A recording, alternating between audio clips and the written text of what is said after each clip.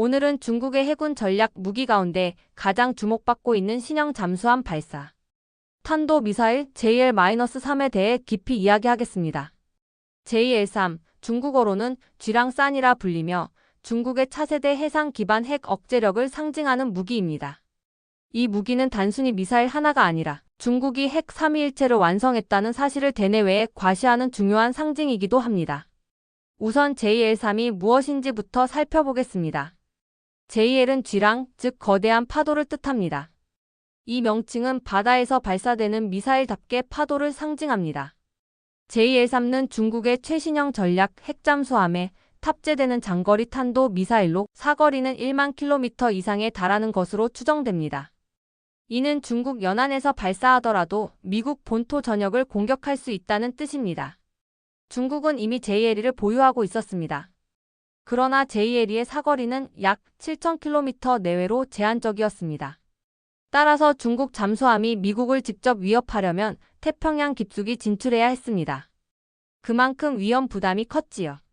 하지만 JL-3는 상황을 완전히 바꿉니다. 중국 연안에서 발사해도 미국 본토를 겨냥할 수 있기 때문에 잠수함이 위험한 해역으로 들어갈 필요가 없습니다. 이로써 중국의 해상 핵 억제력은 한 단계 더 안정되고 강력해졌습니다. 여기서 중요한 개념은 핵 3위일체, 즉 누클리어 트라이에드입니다.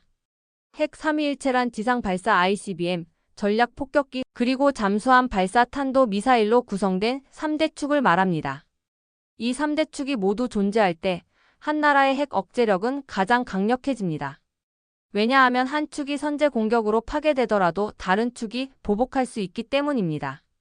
중국은 DF-61 같은 지상 발사 ICBM, 신형 H-6N 폭격기와 앞으로 등장할 H-20 스텔스 폭격기, 그리고 JL-3로 상징되는 해상 기반 미사일까지 갖추면서 사실상 핵 3위일체를 완성했다고 선언한 셈입니다. JL-3의 기술적 특징을 조금 더 살펴보겠습니다. 우선 고체 연료 방식을 사용하는 것으로 알려져 있습니다. 이는 발사 준비 시간이 짧고 장기간 저장이 용이하다는 장점이 있습니다. 잠수함 내부에서 장시간 대기하다가 즉시 발사할 수 있다는 것은 곧 생존성과 기습 능력을 강화한다는 뜻이지요. 또한 JL-3는 다탄두, 즉 MIRV를 탑재할 수 있을 것으로 추정됩니다.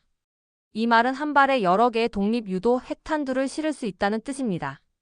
만약 JL-3가 실제로 MIRV를 갖추었다면 단 한 척의 잠수함만으로도 수십 개의 목표를 동시에 위협할 수 있습니다. 이것은 상대방의 미사일 방어 체계를 무력화시키는 데 결정적 역할을 합니다. 잠수함에서 발사된 탄도 미사일은 탐지와 요격이 특히 어렵습니다. 잠수함은 바닷속 깊이 숨어있기 때문에 어디에서 발사될지 알 수 없습니다. 게다가 중국 연안에서 발사해도 미국 본토를 타격할 수 있다는 점은 전략적으로 매우 큰 의미를 가집니다.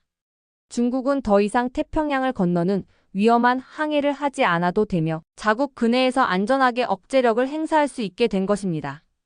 이제 JL-3가 중국의 전략적 위치를 어떻게 바꾸는지 살펴보겠습니다. 첫째, 중국의 핵 억제력이 안정화됩니다. 핵 억제력은 단순히 핵탄두의 숫자가 아니라 상대가 그 보복을 피할 수 없다는 확신에서 나옵니다. JL-3의 존재는 미국이나 그 동맹국이 중국을 군사적으로 압박할 때 반드시 고려해야 하는 새로운 위험 요소가 됩니다.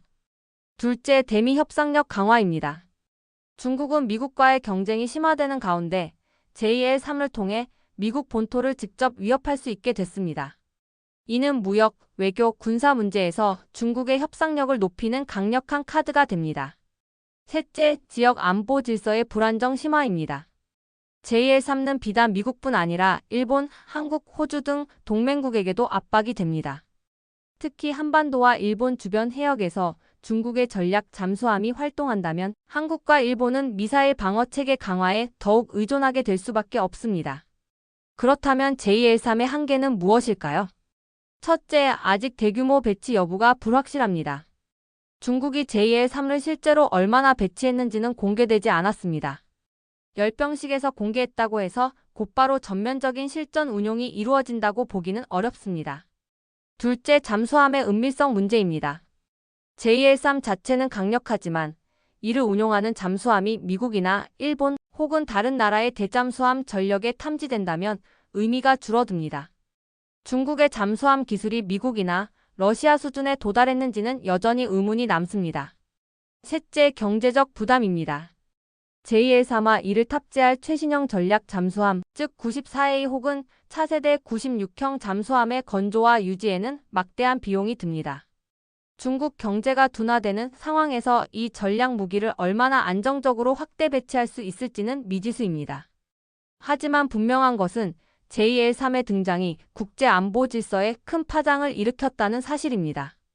이 무기를 통해 중국은 단순히 아시아 강국이 아니라 미국과 직접 핵 억제 경쟁을 벌일 수 있는 전략 강국임을 과시했습니다. 그리고 이는 앞으로의 군비 경쟁을 더욱 가속화할 가능성이 큽니다. 미국은 제2L3에 대응하기 위해 대잠수함 전력 강화, 미사일 방어망 확대, 핵 억제 전략 조정에 나설 수밖에 없습니다. 러시아는 오히려 중국과의 전략 협력 관계를 강화하면서 미국을 견제하려 할 것입니다. 한국과 일본, 호주는 제2L3의 위협을 계기로 미국과의 안보 동맹을 더욱 강화하려 할 것이고 동시에 독자적 방어 능력 확보에도 속도를 낼 것입니다. 결국 제2L3는 단순한 신형 미사일이 아니라 중국이 글로벌 군사 전략에서 새로운 지위를 확보했음을 보여주는 상징입니다. 그 존재만으로도 미국과 세계가 중국을 다시 바라보게 만들었고 동북아와 인도태평양의 전략 질서를 근본적으로 흔들고 있습니다.